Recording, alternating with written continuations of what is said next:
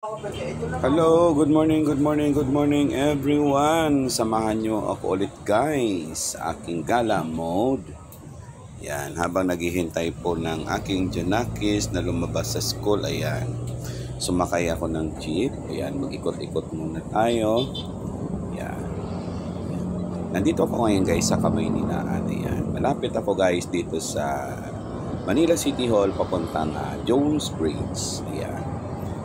Malapit na tayo. Ayan. Tatawid tayo dyan sa may Jones Bridge. After ng Jones Bridge, bababa ako at babalik naman ulit ako. Ayan. Para lang makapag-vlog tayo. Ayan po ang itsura ng Maynila sa ngayon.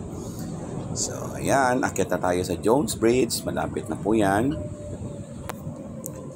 Ayan. Maraming salamat sa lahat ng aking mga subscribers. Ayan. Sana panoorin nyo din po itong aking video ng aking pagbablog. Ayan. Kahit ganito lamang po ito guys.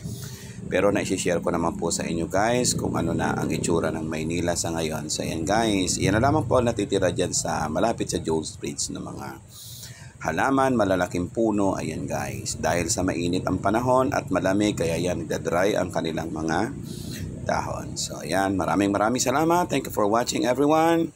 Have a nice day.